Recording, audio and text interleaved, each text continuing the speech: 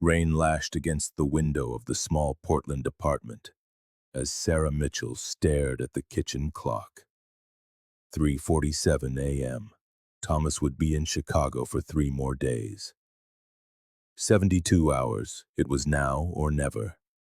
Her hands trembled as she hastily stuffed a few basic items into a worn-out backpack. She couldn't take much. Anything missing might alert him. Sara paused before the bathroom mirror, barely recognizing the gaunt-faced woman staring back.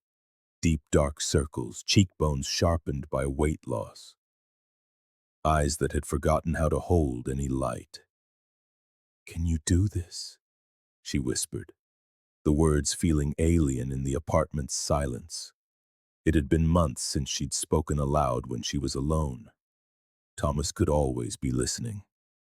Sara ran through her mental checklist one last time. She had withdrawn small amounts of cash for weeks, never enough for him to notice on the bank statements he meticulously reviewed. She had a prepaid phone hidden in the lining of her jacket. The passport she'd reported lost 6 months ago was safe in her pack. She took one last look at the perfectly tidy living room. The framed photos on the walls told the story of a happy couple. Sara and Thomas at the beach. Sara and Thomas at a party. Sara smiling as Thomas hugged her from behind. Images carefully curated and displayed for any occasional visitor. A perfect facade. No one saw what happened when the doors were closed. "You're getting paranoid, Sara," Thomas had told her on the phone last night. "Did you know you didn't leave the keys on the table? You always hang them up. You should see a doctor. Your memory is getting worse." But Sara had left the keys on the table.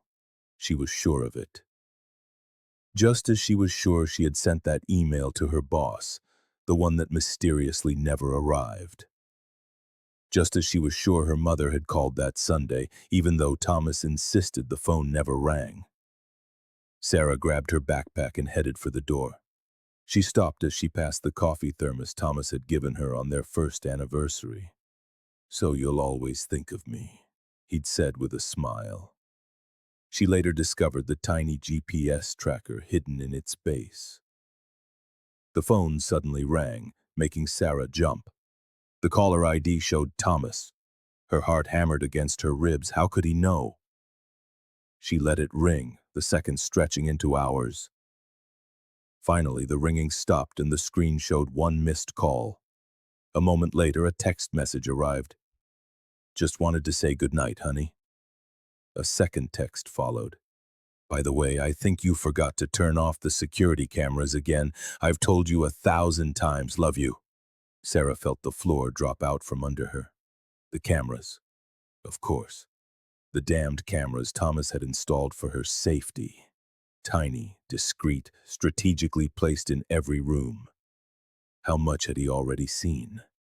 With trembling hands, she opened the security app on her phone. The blinking red light confirmed the cameras were recording, streaming directly to Thomas's phone. She took a deep breath, trying to fight down the panic. She needed to think. If she disabled the cameras now, he would know immediately that something was wrong. If she continued with her plan, he would watch her walk out with the backpack. He would have more than enough time to get back before she could disappear. Sara sank onto the edge of the sofa, the walls closing in around her. How could she have been so careless? 5 months of meticulous planning ruined in an instant. Her phone vibrated again. Another message from Thomas. "You awake?" "You didn't answer. I'm going to call Mark to have him check on you." Mark. Thomas's friend who lived in the same building, the same Mark who would coincidentally appear whenever Sara tried to go out alone. The same Mark who reported her every move back to Thomas. Desperation sharpened into clarity. She couldn't leave tonight, but she couldn't give up either. She took a deep breath, wiped her tears, and typed, "Sorry, was in the bathroom. No need to bother Mark at this hour. I'm fine.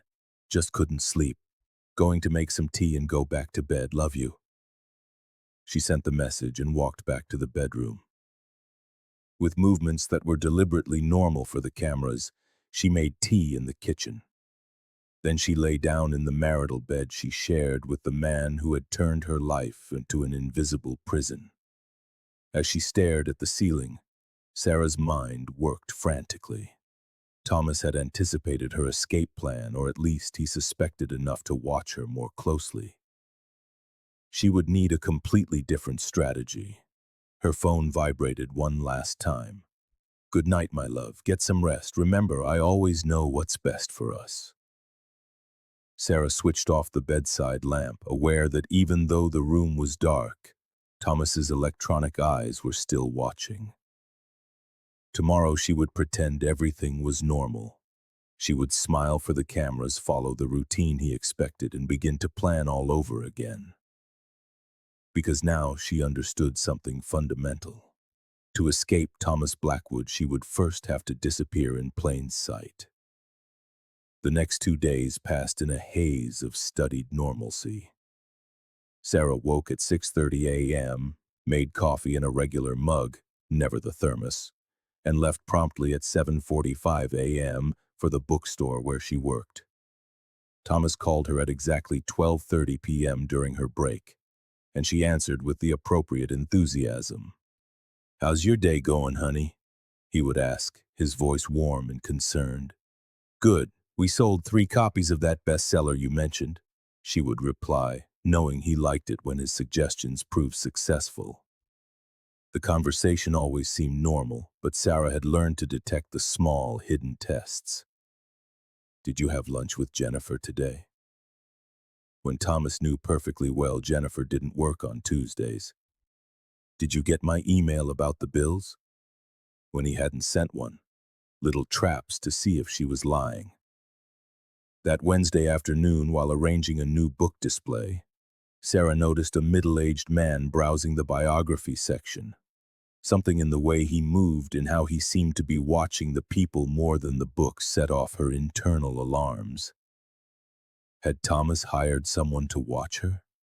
The paranoia was another invisible chain Thomas had locked around her mind. Sara took a deep breath. Not everyone was a spy. Not everyone worked for him. She repeated these affirmations like a mantra as she continued her work. Her phone buzzed with a text from Thomas. "Coming back tomorrow. I miss you terribly. I bought you something special." Thomas's gifts always came with a hidden price. An expensive necklace with a pendant that, she later discovered, contained another GPS. A smartwatch that monitored her steps, her heart rate, and shared her location in real time.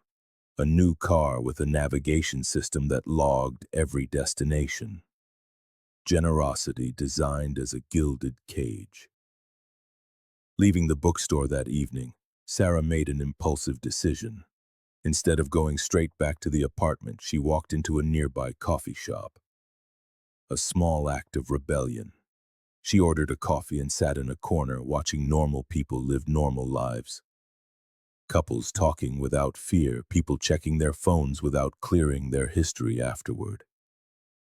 A woman with silver hair sat at the next table pulling a worn book from her bag. Sara recognized the cover. Freedom from Invisible Bonds by Dr. Eleanor Hayes. She had skimmed that book months ago, before Thomas purged her shelves of negative literature. "It's a wonderful book," the woman said, noticing Sara's interest. "It saved my life, literally." Sara quickly looked away. She shouldn't be talking to strangers. Thomas could find out. He always found out. "I'm sorry," the woman said, misinterpreting her reaction. "I didn't mean to bother you." "No, it's okay," Sara replied, surprising herself. "It looks interesting." The woman rose, introduced herself with a warm smile. "There's a support group that meets on Thursdays at the community center, if you ever need to talk." Rose scribbled something on a napkin and slid it across the table before getting up to leave. Sometimes the first step is just listening. Sara pocketed the napkin without looking at it, conscious of the cameras on her phone. Back at the apartment, she meticulously checked for signs of intrusion, a habit she'd developed after discovering Thomas let himself in when she was out. A strategically placed hair on the door, a microscopic pencil mark on the frame, tiny, silent witnesses, everything seemed to be in order. In the bathroom, with the water running to muffle any sound, Sara finally pulled out the napkin. It didn't contain a phone number as she'd expected, but a web address and a password. That night, as she feigned sleep under the watch of the cameras, Sara reviewed her options. Thomas would be back tomorrow. Her window of opportunity was closing fast. At 3:13 a.m., she got up as if to use the bathroom. Once inside, she turned on the hot water in the shower, creating a thick curtain of steam that quickly fogged the bathroom camera's lens. In those precious minutes of reduced visibility, she took out her prepaid phone and accessed the web address. A discreet forum opened titled Escape Routes. Post after post from people sharing tactics for fleeing abusive relationships, practical advice, not theories. How to disable trackers, how to get new documents, how to disappear when someone is watching your every move. One post in particular caught her eye. Home security cameras rely on the Wi-Fi network. An accidental power outage can give you a 30 to 60-minute window, depending on the backup system. Sara memorized the crucial information and cleared the history before turning off the phone and hiding it again.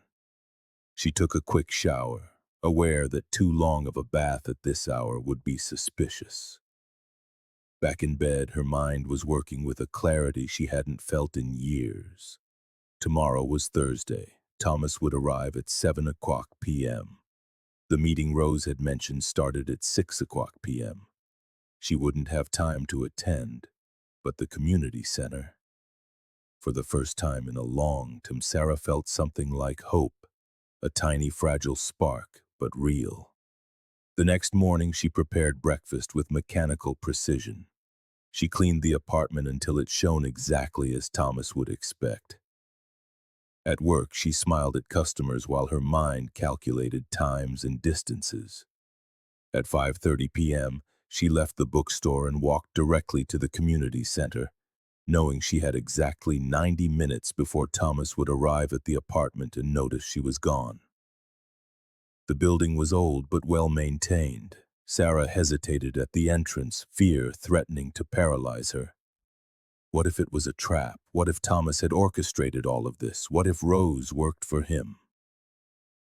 Fear is the best prison, someone had written on the forum, because you lock the door yourself. Sara opened the door and walked in. She didn't look for the support meeting. Instead, she went straight to the administrative office. A middle-aged woman looked up from her computer. "Can I help you?" Sara took a deep breath. The words felt like shards of glass in her throat. I need information about the relocation program for survivors." The woman's expression shifted subtly. No pity, no surprise, just recognition and professional efficiency. "Of course. This way, please." As Sara followed her into a small interior office, she knew she had taken the first real step toward her freedom. The road ahead would be dangerous.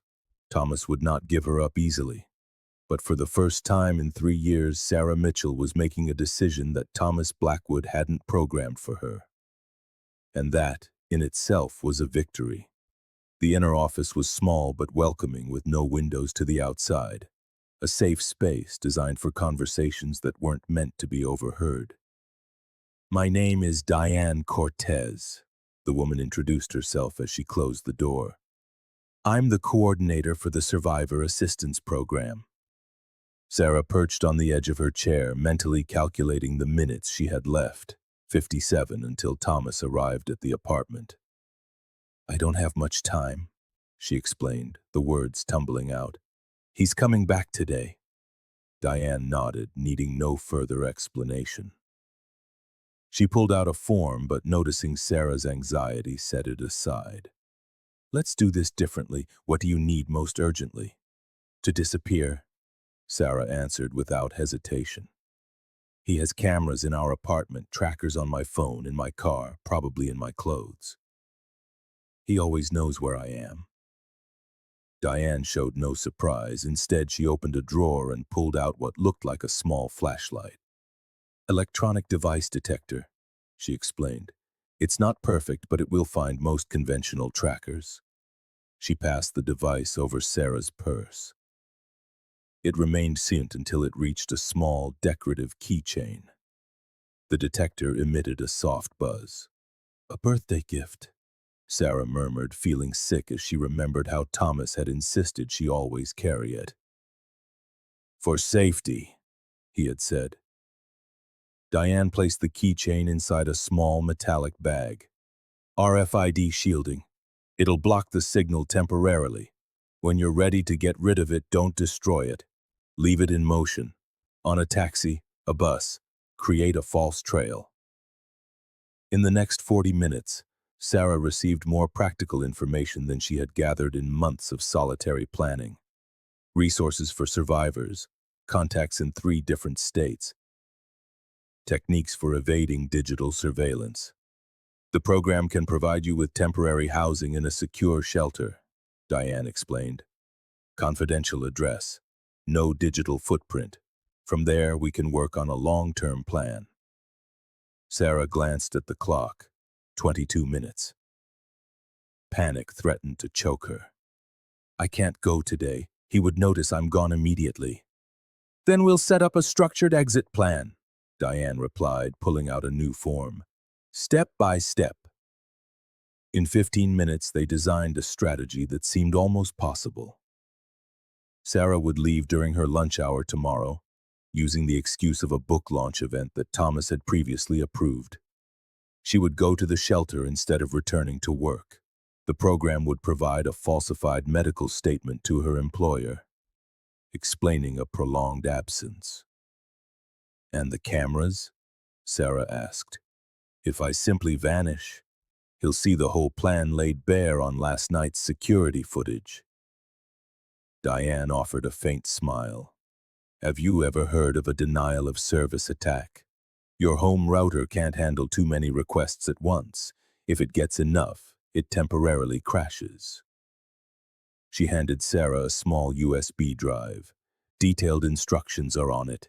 In essence, this program will flood your home network for about an hour. The cameras will go offline, no digital footprint. Sara pocketed the device, a new resolve hardening inside her. I have to go, she said, standing. Thank you for... The words felt inadequate. Don't thank me yet, Diane replied, passing her a card with a number on it. Memorize this, then destroy it. Call when you're safe.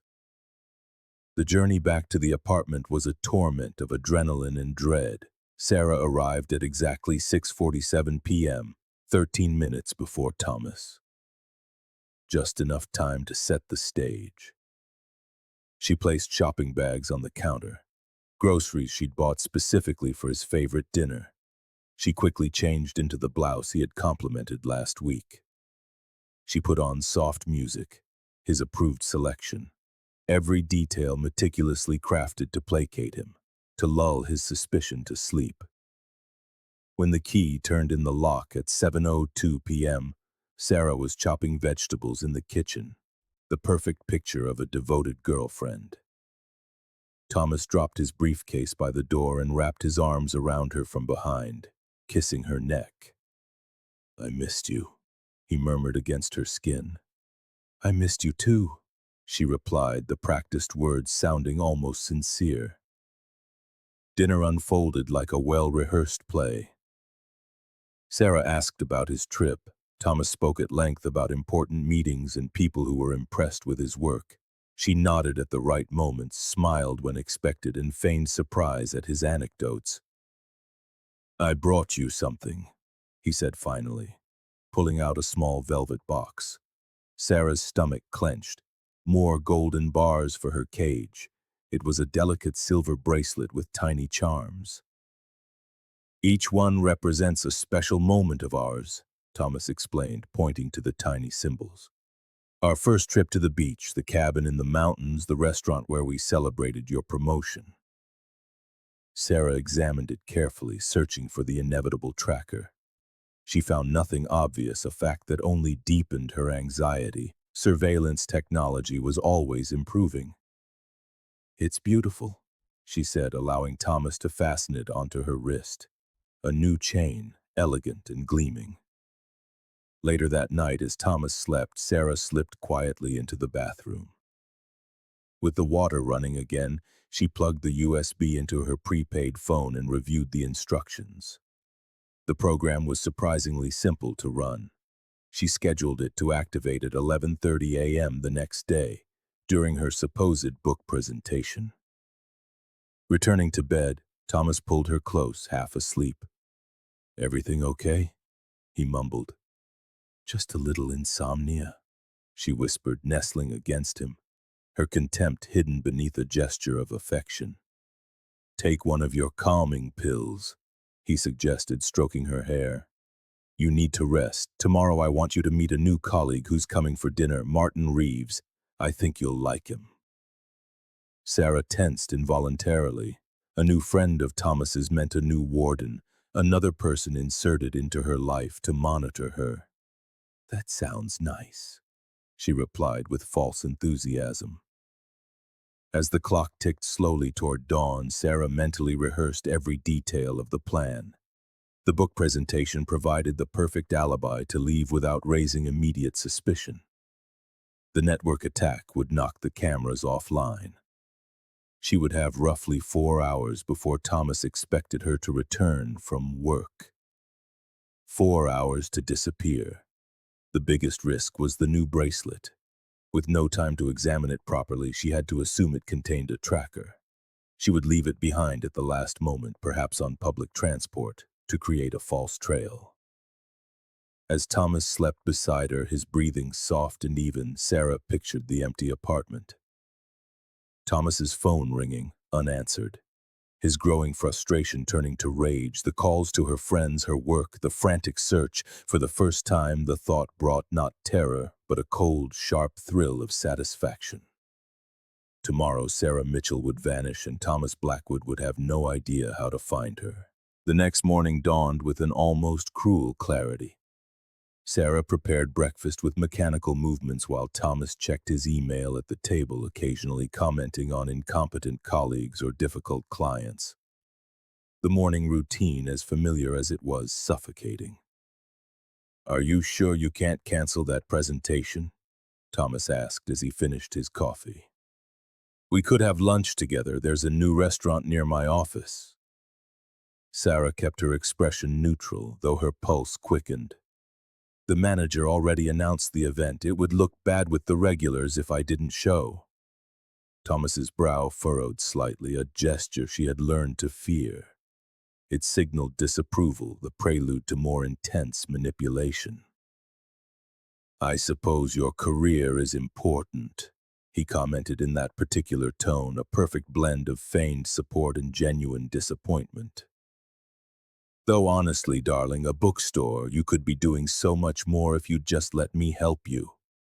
"I know," she replied, lowering her gaze submissively. "Maybe after the summer we could look at those options you mentioned." The promise of future obedience softened his expression. "I only want what's best for you. For us." They said goodbye at the door with a kiss. Thomas stroked her cheek with practiced tenderness. "Have fun at your presentation. Call me when you're done." "Of course," Sara promised, knowing it would be the last lie she ever told to his face.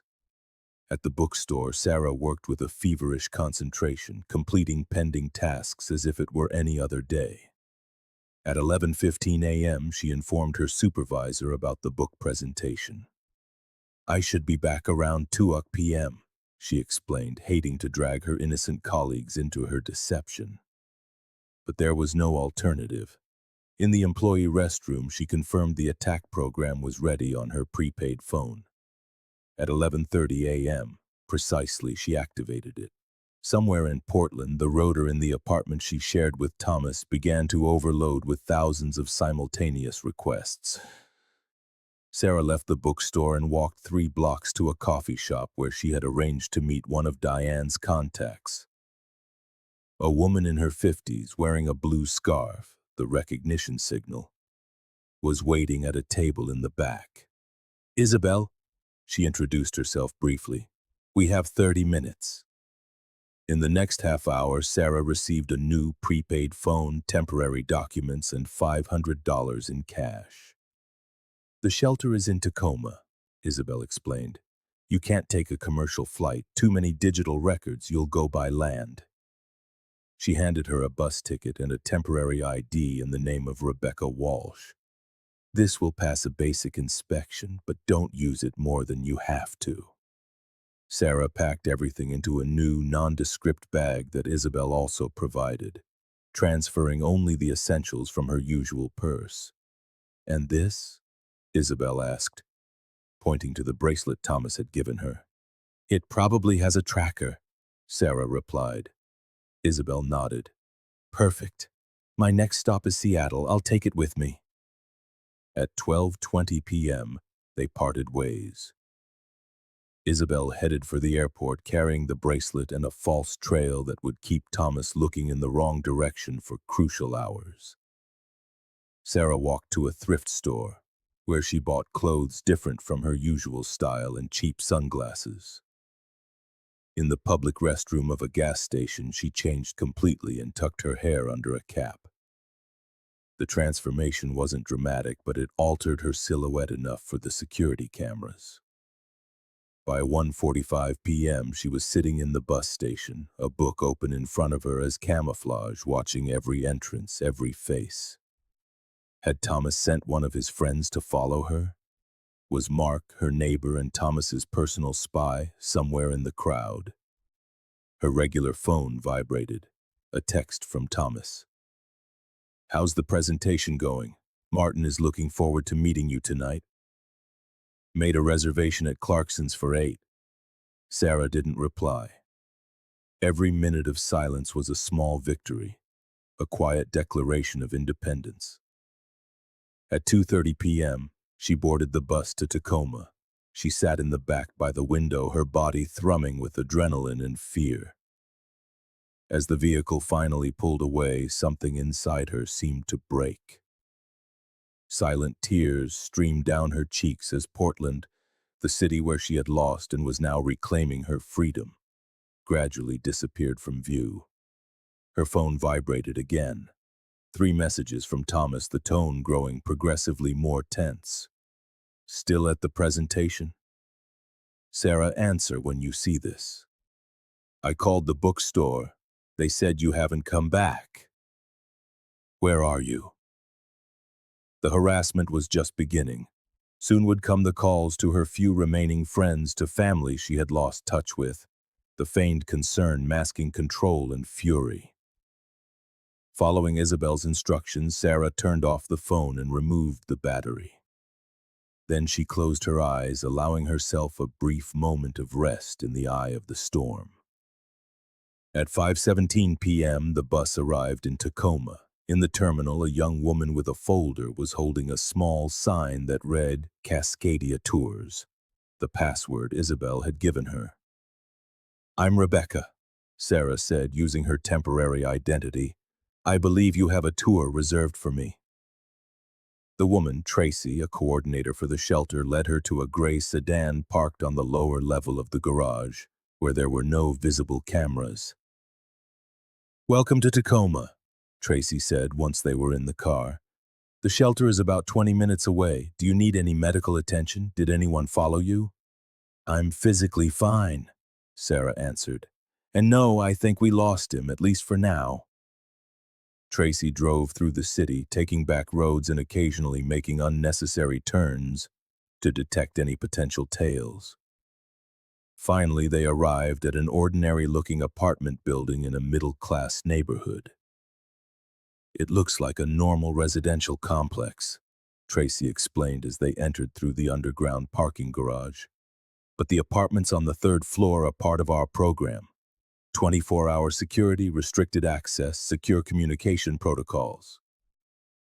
The apartment assigned to Sara was small but welcoming. A living dining area, a bedroom, a bathroom. The furniture was basic but comfortable.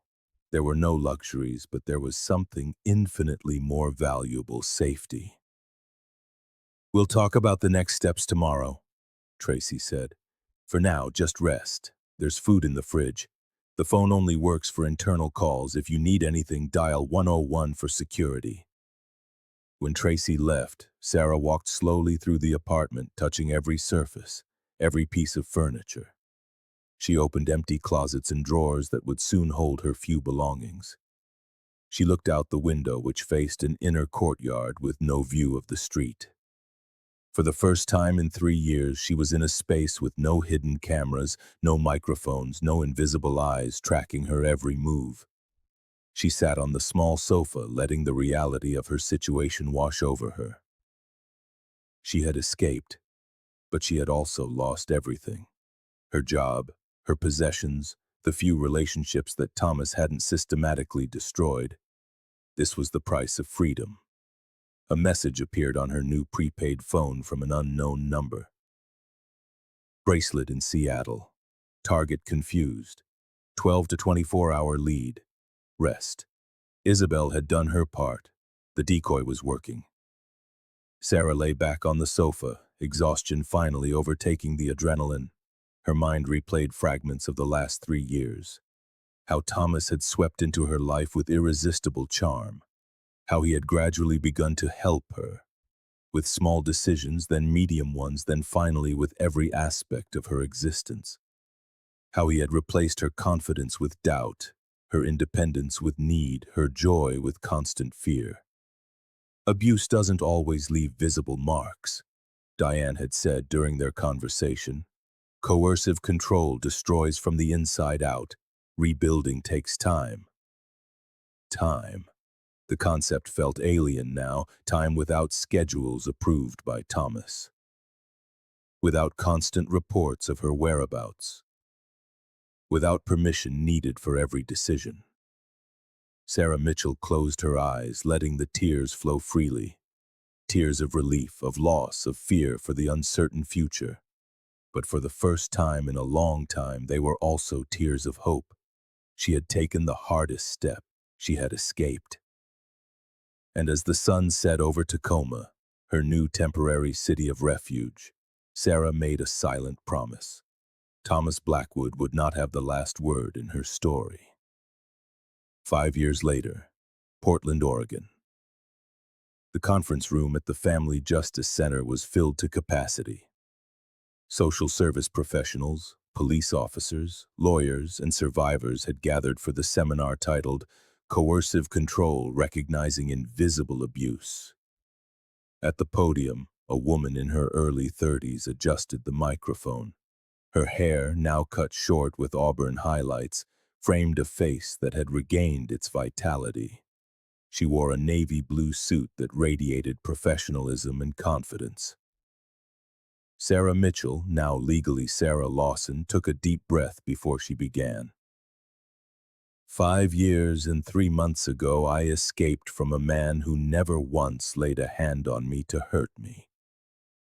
The room was utterly silent. "He never hit me. He never pushed me. He never left a bruise I could photograph or show a doctor. His violence was invisible, meticulous, and devastating." Sara clicked to the next slide in her presentation. Tactics of coercive control. Coercive control is a pattern of behavior that seeks to dominate another person through isolation, psychological manipulation, financial control, surveillance, and systematic humiliation. It is abuse, even though our legal system is only just beginning to recognize it as such. For the next hour, Sara clinically broke down the strategies Thomas had used against her. She spoke about gaslighting, how Thomas would move objects, alter conversations, and then insist she was confused or forgetful. She explained the progressive isolation, how he had subtly sabotaged her friendships until her social world was reduced exclusively to him and his approved circle. She detailed the constant surveillance, the cameras, the GPS trackers, the spyware on her computer and phone. She spoke of the financial control, of how he had insisted on managing her finances to help her, leaving her with no independent access to resources.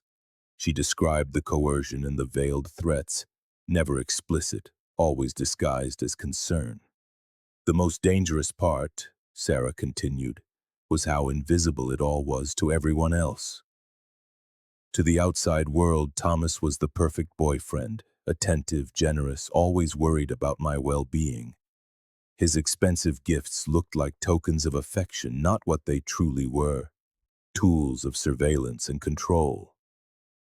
Across the audience, Sara saw faces of recognition, survivors who saw their own experiences validated, professionals who were connecting previously unidentified patterns. After I escaped, I spent 6 months in a survivor's shelter in Tacoma. I legally changed my name, got a new driver's license, a new social security number, a new identity. I moved 3 times in 2 years because I knew Thomas wouldn't give up easily. Sara paused, taking a sip of water. This part was always difficult. 8 months after my escape, Thomas hired a private investigator who posed as a social worker to try and locate me. 3 months after that, he began systematically contacting every person I had ever worked or studied with, feigning concern, offering rewards for information. The next slide showed screenshots from online forums where Thomas had posted searching for her. He even created a website, Finding Sara, presenting himself as the devastated boyfriend of a mentally unwell woman who had disappeared. It was all perfectly designed to look like the effort of a worried man, not the hunt it truly was. Sara took a deep breath. 2 years after my escape, just when I thought I could finally start to relax, I received an email at my new private address. It contained only a photo, the facade of the building where I was living then in Vancouver. No message, no explicit threat, just the image, enough to communicate one thing. I found you. Murmurs of unease swept through the room. A police officer in the front row shook his head, visibly disturbed. I moved that same night. I contacted the survivor network. I changed my appearance again. I left my job, my new friends, the apartment I had so carefully decorated. I disappeared all over again. The next slide showed an official document, an FBI report. What I didn't know then, what I only discovered later, was that I wasn't the first. The FBI had begun investigating Thomas for a similar pattern of behavior with 2 ex-partners in different states. The same tactics, the same obsessive control, the same relentless pursuit when they tried to leave him. Sara clicked to another slide, this one showing statistics on coercive control and its correlation with domestic homicide. Research shows that coercive control is one of the most reliable predictors of homicide in domestic violence cases. It isn't the physical blows that best predict mortal danger. It's the level of control the abuser exerts over every aspect of the victim's life. The room was in a sepulchral silence as Sara explained how, working with the FBI, she had helped build a case against Thomas. How her testimony had joined that of other victims. How finally, 3 years after her escape, Thomas Blackwood had been convicted of aggravated stalking, cybercrimes, and violating restraining orders. It wasn't enough, Sara admitted, her voice cracking slightly for the first time. 2 years in prison. That was all our justice system could impose for systematically destroying the lives of 3 women. Because so many of his actions, while devastating, were not specifically defined as crimes. Sara looked directly at the police officers and prosecutors in attendance. That is why we are here today, because we need better legal tools. We need coercive control to be recognized as the pattern of severe abuse that it truly is. In the final part of her presentation, Sara explained the foundation she had created, Invisible Chains, dedicated to helping survivors of coercive control. She spoke about their legal aid programs, psychological support, and safe relocation services, about the anti-tracking technology they were developing, about the legislation they were pushing for. Thomas gets out of prison in 3 months, Sara concluded, her voice firm despite the weight of that reality. I have a permanent restraining order. I have an advanced security system. I have a support network. But mainly I have my voice, and I am using it to ensure that what happened to me, to Rebecca in Seattle, to Cynthia in Denver, does not continue to happen with impunity. When the presentation ended, the room erupted in applause. As people approached to speak with her, Sara noticed an older woman waiting discreetly at the back with kind eyes and graying hair. It was Rose, the woman from the coffee shop who had slipped her that napkin with the web address for the forum. Escape routes, her first contact with the survivor network. Later, after the crowd had dispersed, Sara and Rose shared a coffee at the same cafe where they had met 5 years before. I never got to thank you properly, Sara said. Rose smiled. I don't need thanks. Seeing who you've become is enough. I still get scared sometimes, Sara confessed. I check rooms for cameras, I scan my belongings for trackers. I wake up in the middle of the night thinking I hear his voice. Trauma leaves its mark, Rose replied gently, but it no longer defines you. Sara nodded, looking at her reflection in the window. She was no longer the terrified woman who had fled with just a backpack, nor the temporary Rebecca who had lived in shelters jumping at every shadow. She was Sara Lawson, survivor, advocate, founder. I'm testifying before the Legislative Committee next week, she mentioned. The coercive control bill has a good chance of passing. And when Thomas gets out? Rose asked cautiously. Sara held her gaze.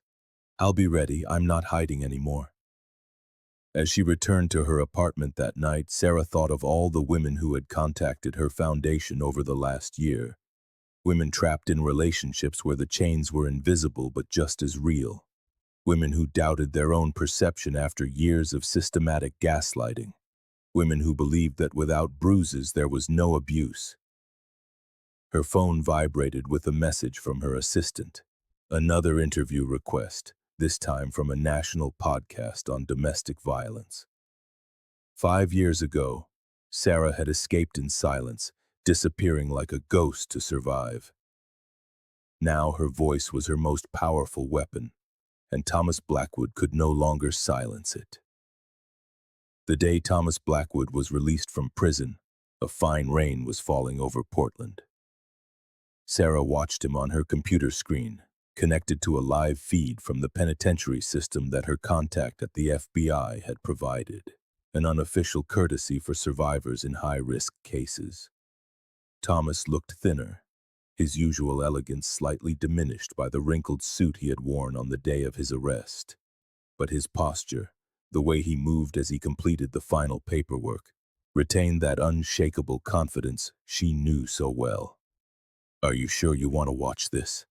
Asked Michael Reeves, the FBI agent who had been assigned to her case for the last 3 years, now a friend and occasional security advisor for the Invisible Chains Foundation. I need to see it, Sara replied, her eyes fixed on the screen.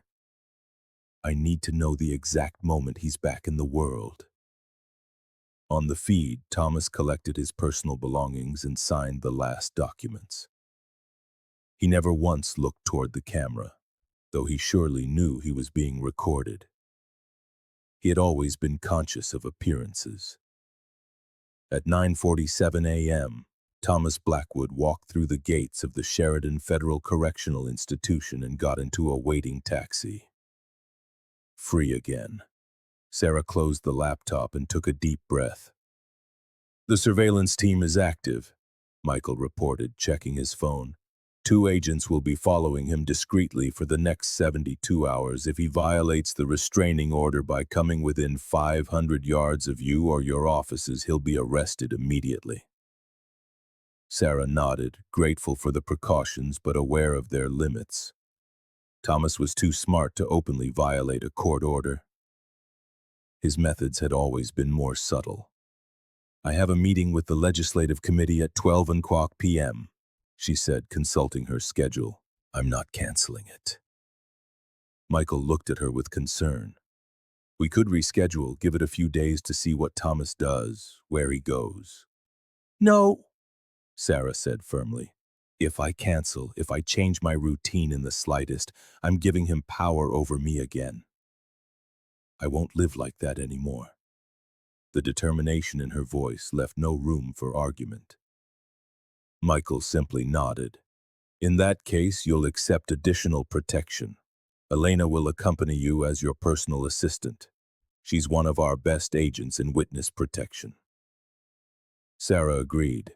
She had learned to balance independence with security, to distinguish between paranoia and reasonable precautions. That afternoon, as she presented her arguments for the new anti-coercive control law before the Legislative Committee, Sara felt a strange sense of calm. She spoke eloquently about legal definitions, international precedents, and recidivism statistics. She answered technical questions with precision and shared anonymous testimonies from survivors. Not once did she mention that the man who had inspired her legal crusade had just been released from prison that very morning. When the session ended, several legislators approached to express their support. The bill was moving forward favorably. After 3 years of tireless lobbying, Sara's law, as some were unofficially calling it, seemed closer than ever to becoming a reality. "Impressive presentation," commented Elena, the FBI agent posing as her assistant as they left the legislative building. "Especially considering the circumstances." Sara managed a faint smile. "Perhaps it's precisely because of the circumstances. There's a certain poetic irony in pushing for this law on the very day he gets out." Back at the Foundation's offices, Sara was greeted by a small round of applause from her team. 10 people, all dedicated to the cause: lawyers, social workers, tech specialists, and survivors like herself. "Senator Wilson just confirmed his support," announced Megan, the legal director. "That gives us 17 votes practically locked in." "Any news on the undecideds?" Sara asked, checking messages on her phone. "Senator Grayson is still on the fence, but his chief of staff hinted he's reconsidering after last week's testimony." Sara nodded, mentally counting votes. They needed 22 to guarantee passage. They were close. "Can I talk to you for a moment?" asked David Chen, the Foundation's cybersecurity specialist, with an expression Sara had learned to recognize as professional concern. In the small conference room, David connected his laptop to the projector. "We detected an unusual pattern of access attempts on our server this morning," he explained, showing activity graphs. "They started at exactly 10:17 a.m., 30 minutes after Thomas was released." "Did they breach our defenses?" Sara asked, keeping her voice neutral despite her growing unease. "No, our system detected and blocked every attempt, but they were sophisticated, specifically targeting the client database and administrative files with staff PII." Sara stared at the screen where lines of code and partially obscured IP addresses evidenced the attack. She didn't need explicit confirmation. The digital signature was unmistakable. Thomas had always been an expert with technology. "Implement Protocol Nebula," she instructed David. "Move all sensitive files to the secondary server.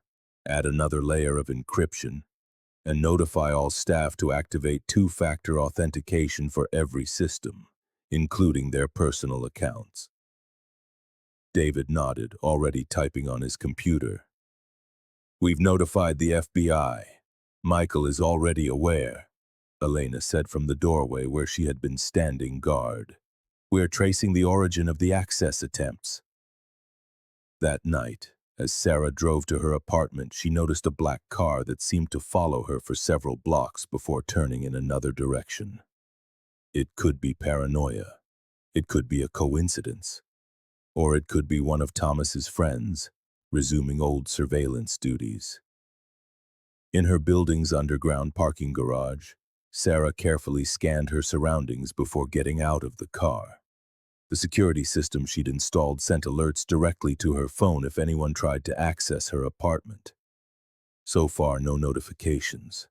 Inside her home, she performed the inspection that had become routine. Motion detectors active, security cameras running, microscopic wax seals on window and door frames undisturbed. Everything in order. Sara made a cup of tea and sat down in her study, where a mural of photographs covered an entire wall. Pictures of survivors who had gone through the Foundation's programs. Women and a few men who had escaped coercive control and rebuilt their lives. Their success stories were her purpose. Next to them were newspaper clippings about cases like hers, stories that didn't end well, victims who hadn't managed to escape in time, the constant reminders of why her work mattered. Her phone vibrated with a message from Michael. Confirmed. Access attempts originated from a cyber cafe near the bus station. Security footage shows a young man not a match for Thomas, likely a hired proxy. Sara wasn't surprised. Thomas never did the dirty work himself. Another message came through immediately. Update on T checked into the Westland Hotel under his own name. Has contacted his former employer. Appears to be establishing a visible, documented presence. Calculated behavior. Exactly what she would expect. Thomas was meticulously building a public image of rehabilitation and reintegration, following all the visible rules while operating in the shadows. The game was just beginning. Sara opened her laptop and reviewed the draft of her upcoming book. Unmasking Coercive Control, a guide for survivors, professionals, and the justice system. The manuscript was nearly complete. Her editor was expecting it in 2 weeks. She worked past midnight, refining chapters, verifying statistics, polishing arguments. The book would be another tool in the fight against abusers like Thomas. Another way to turn her trauma into something useful for others. Before getting into bed, Sara opened her nightstand drawer and checked its contents. A Glock 19 legally registered in her name alongside her concealed carry permit. She had never been a gun person before now. She understood that self-defense took many forms. The phone rang, startling her. Unknown number. 1:23 a.m. Sara let the call go to voicemail. Seconds later, a notification for a new message lit up the screen. Her heart hammered against her ribs, but her hand was steady as she pressed play. 5 seconds of silence, then a single breath. Finally, the unmistakable click of a disconnected call. No words, no explicit threats, just the implied presence, the silent reminder. I know where you are. The old tactics. Sara didn't delete the message. Instead, she immediately transferred it to a special folder on her computer where she meticulously documented every potential contact, evidence for future legal action. This time she was prepared. This time she knew the pattern. This time she wasn't alone. As rain tapped softly against her apartment windows, Sara Mitchell Lawson closed her eyes and took a deep breath. The fear was still there, familiar as an old scar, but now it coexisted with something stronger. Determination. Thomas Blackwood had returned to her life like a threatening shadow. But Sara was no longer the woman who had fled into the darkness. Now she knew how to move in the shadows too. For the next 3 weeks, Thomas Blackwood played the part of a model parolee. He punctually attended his mandatory meetings with his supervising officer. He had secured a job as an independent IT security consultant, an irony that was not lost on Sara. He resided permanently at the Westland Hotel, never once coming near the established restraining perimeter. It was a perfect performance for any official observer. Yet the incidents continued to accumulate in the file Sara meticulously maintained. Silent, untraceable calls in the dead of night. An increase in phishing attempts specifically targeting Foundation employees.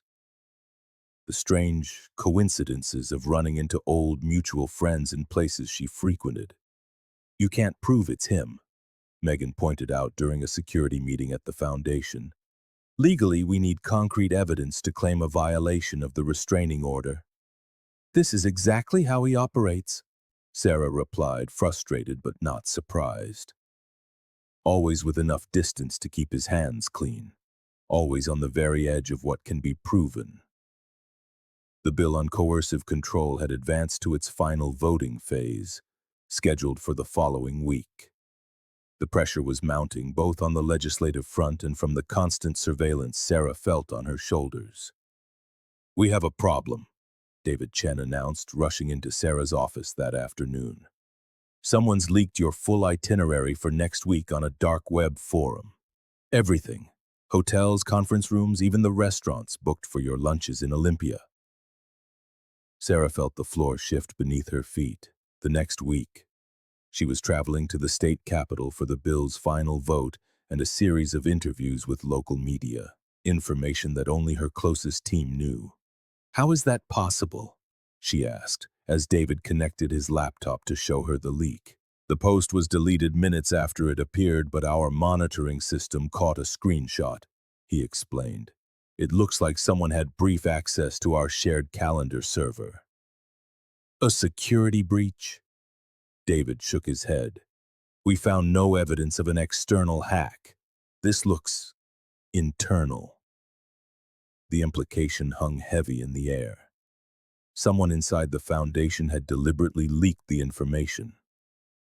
Or someone had been unwittingly compromised. Sara's mind immediately went to Thomas and his skill for manipulating people. Had he contacted a team member, offered money, or perhaps employed more subtle tactics of coercion? "Implement protocol mirror," Sara ordered after a moment of thought. "Information is compartmentalized from this moment on. No one gets more data than is strictly necessary for their role, and I want a full communications audit of all staff." "Does that include the directors?" David noted. "Megan, Luis, even yourself?" "Especially me," Sara confirmed. "If there's a leak, we need to find it, no matter where it's coming from."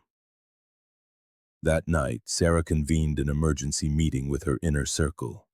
Michael from the FBI, Elena, who continued to act as her unofficial protector, David as head of digital security, and Diane Cortez, who had helped her escape 5 years ago and now ran the Foundation's relocation program.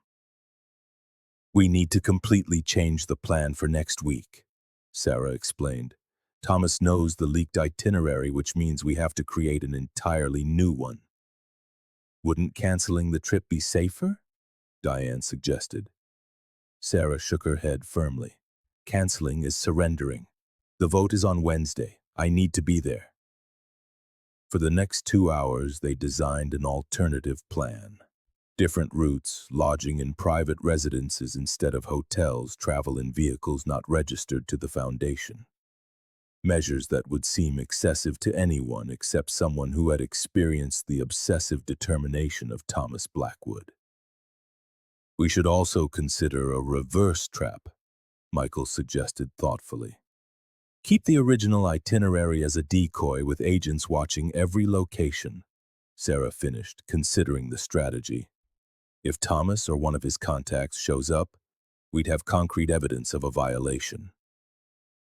As the meeting dispersed near midnight, Sara found herself alone with Diane in her office. "How are you really handling all this?" the older woman asked, knowing better than anyone the depth of the trauma Thomas had inflicted. Sara contemplated the question, resisting the automatic, "I'm fine," she usually offered others. "I'm functioning," she answered finally. "Sometimes I wake up in the middle of the night convinced he's in my apartment. I check the locks 3 times before I sleep. I find myself analyzing the faces of strangers looking for connections to him." She paused, gathering her thoughts. "But there are also days when I barely think of him. Days when our work, the Foundation, the bill, they take up all my mental space. I suppose that's victory enough. Diane nodded with understanding. The fear never completely disappears. We learn to coexist with it, to use it as a tool instead of letting it paralyze us. Does it ever really end? Sara asked. This feeling of always being watched, always on guard? It doesn't end, Diane replied with frank honesty. But it transforms. I escaped my ex-husband 17 years ago. I still check the locks. I still keep contingency plans, but I don't dream about him every night anymore. I don't see his face in every crowd.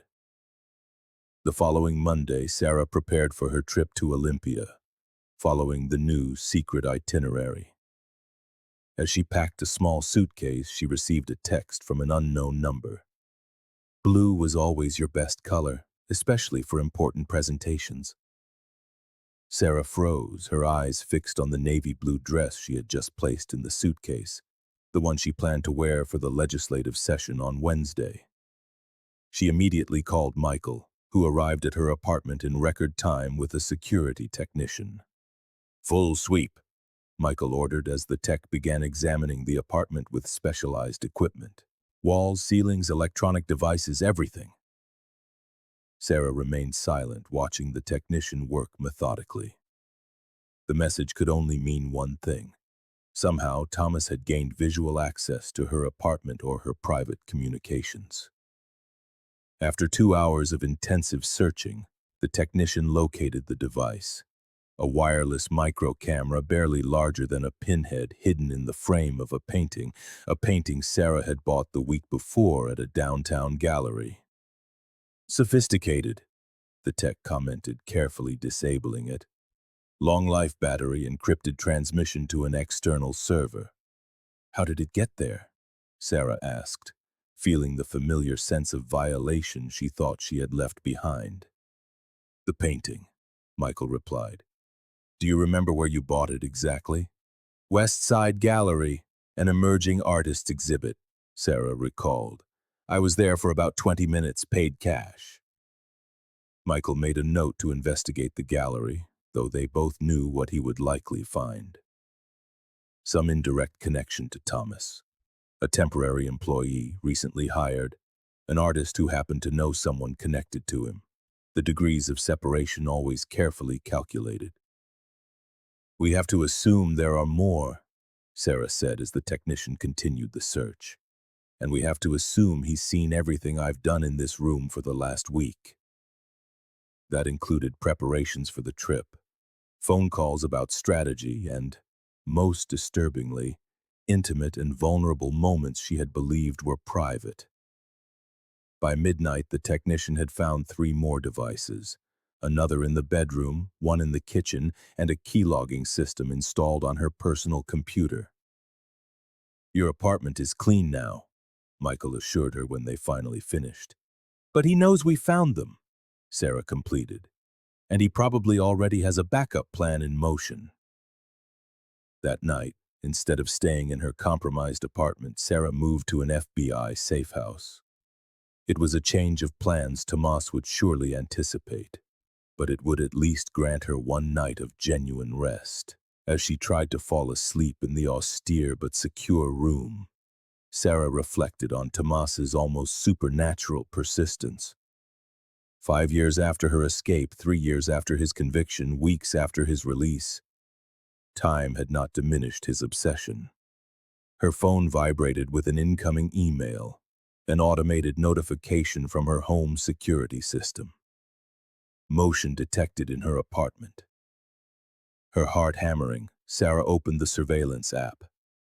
The cameras showed her living room, empty, exactly as she had left it.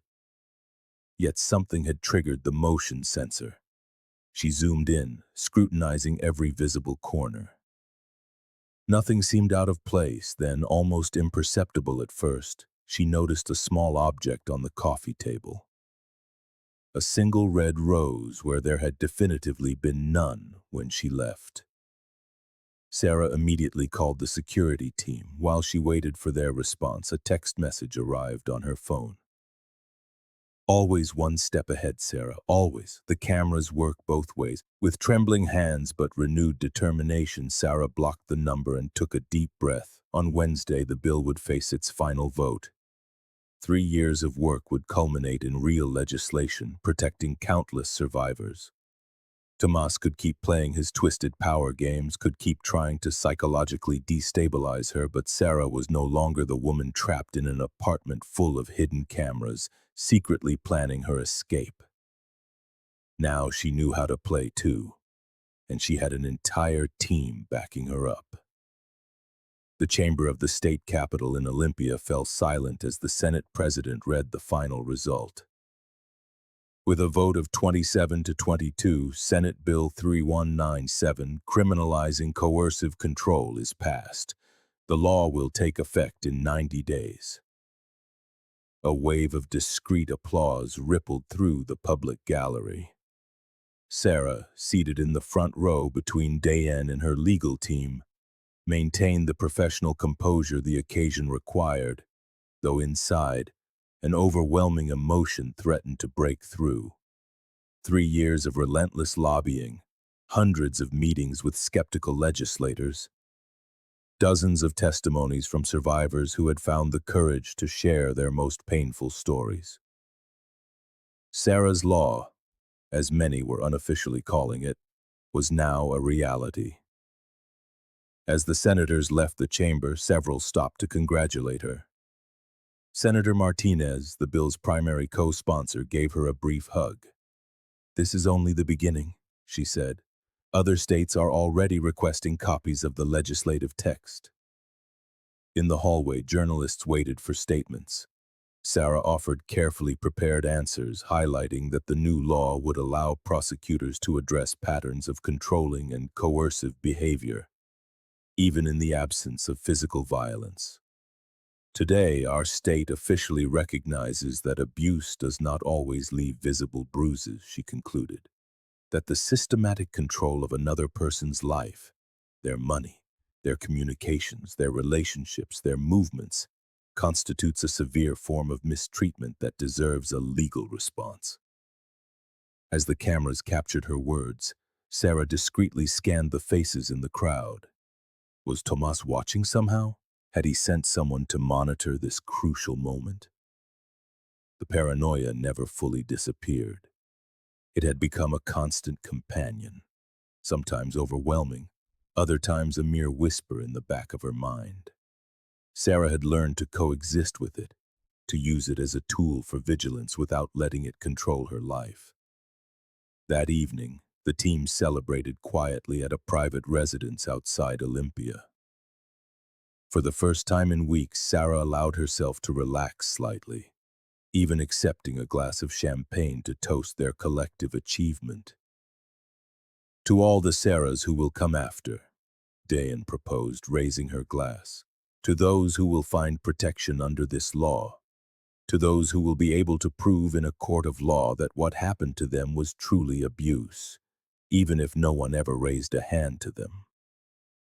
While the others chatted animatedly about next steps and implementation strategies, Sara slipped out onto the porch. The spring night was cool but pleasant, with stars visible between scattered clouds. "You should be inside celebrating," Michael commented, joining her after a few minutes. "This is your victory more than anyone's." Sara smiled faintly. "It's our victory. None of us gets anywhere alone." A lesson she had learned painfully. Tomas had exploited her isolation, turning it into his most effective prison. "We have news about our friend," Michael said, his tone shifting to something more serious. "He checked out of his room at the Westland this morning. He hasn't registered at any other hotel in the city." A chill that had nothing to do with the night air ran down Sara's spine. "You think he could be here? In Olympia?" Michael shrugged. "It's possible. Technically, he wouldn't be violating the restraining order just by being in the same city, but we have agents on watch. If he tries to get close—" "He won't," Sara interrupted. "Not so obviously. It's not his style." They returned inside, where the celebration continued with cautious optimism. As Sara conversed with colleagues, her phone vibrated in her pocket. An email from an unknown address with an attachment. Her heart pounding, she excused herself and went to a private study to open it. It could be nothing. It could be another of Tomas's psychological games. The email had no body text, only a PDF attachment titled Congratulations.pdf. Sara called over David, who examined the file on his specialized laptop before determining it contained no detectable malware. "Seems to be just a document," he reported. "Want me to open it?" Sara nodded, mentally bracing for whatever disturbance Tomas had planned. The document contained a single page with a short message. "Impressive achievement, Sara. I always knew you were exceptional. A shame our story has to end like this. By the way, nice blue dress." Next to the text was a photograph clearly taken that same day, showing Sara entering the Capitol building, wearing the very navy blue suit she had on. A different one from what she had originally packed, the one Tomas had mentioned in his previous message. David and Michael exchanged worried glances. "He's here," Sara whispered, "in Olympia. He probably took this picture himself or has someone doing it for him," Michael suggested. "I'll check the Capitol's perimeter security cameras." "What does he mean, our story has to end like this?" David asked, pointing to the unsettling phrase. A shiver traced its way down Sara's spine. Tomas's words always had multiple layers, multiple possible interpretations. Was it a threat, a farewell, or something more sinister? "He could be suggesting he plans to do something drastic," she said finally. Tomas never took losing control well. The celebration ended abruptly. The security team implemented emergency protocols, checking every entrance and window of the residence. Elena escorted Sara to an interior windowless room temporarily converted into an operations center. At midnight, Michael received a call that left him visibly disturbed. "Portland PD just reported a fire at the Foundation's headquarters," he informed the team.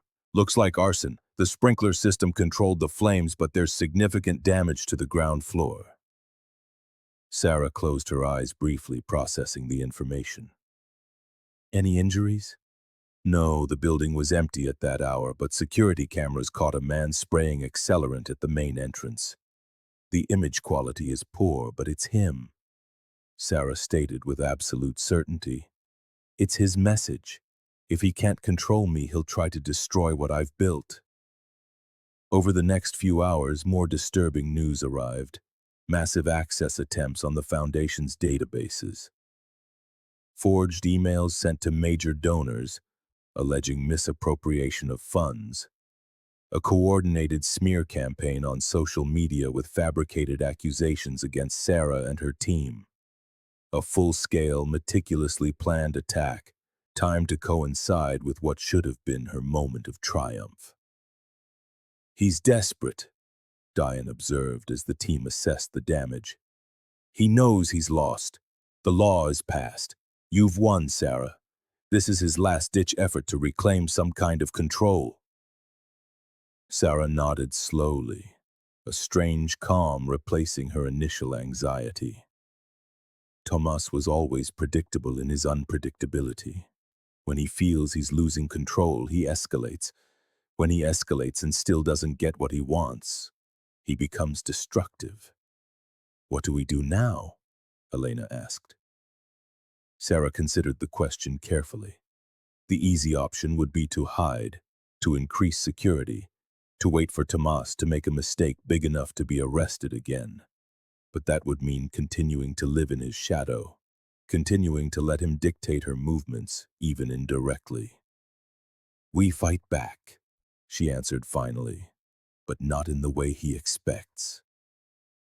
Over the next 48 hours, Sara implemented a plan she had developed months ago, hoping never to use it. Protocol Mirror, David had called it. First, an impromptu press conference where Sara publicly revealed Tomas's continued harassment following his release.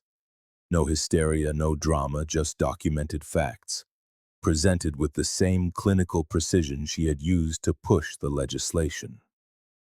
Mr. Blackwood continues to demonstrate the exact patterns of behavior this new law is designed to criminalize, she explained to the reporters. Every action he takes reinforces the need for this legislation. Second, the publication of an extensive evidence file on the Foundation's website. Screenshots of access attempts traced to proxies used by Tomas, call logs, photographs of the surveillance devices found in her apartment, all meticulously documented and verified by independent experts. Total transparency, Sara explained to her team. Tomas operates in the shadows, exposing him to the light is his greatest weakness. Finally, and perhaps most boldly, an open letter addressed directly to Tomas, published in national newspapers and shared widely on social media. Tomas, for years you tried to control me through fear. You invaded my privacy, monitored my movements, sabotaged my work, and threatened my sense of security. Those tactics worked once, when you isolated me from the world and convinced me I was alone. I am no longer alone. Every attempt you make to destabilize me now strengthens my resolve. Every attack reinforces the necessity of the work we do. Every threat validates the legislation we have just secured. I will not hide, I will not disappear, and I will certainly not be silent. If you wish to continue this battle, understand that you are no longer dealing with just me, but with thousands of survivors who have joined this cause, with legislators who have recognized the legitimacy of our experiences, with dedicated professionals committed to dismantling the systems that protected your behavior for so long. The choice is yours. You can continue to feed a destructive obsession, or you can finally do what so many abusers find impossible. Let go of control. Sara Lawson. Founder, Invisible Chains. The public response was immediate and overwhelming. National media covered the story. Survivors from across the country contacted the foundation, offering support. Donations poured in unprecedented amounts to repair the fire damage. And most importantly, Thomas's parole officer received enough documented evidence to schedule a revocation hearing based on threatening behavior and persistent harassment. A week after the fire, as Sara supervised repairs at the foundation's headquarters, she received the news. Thomas Blackwood had vanished. He had missed his appointment with his parole officer.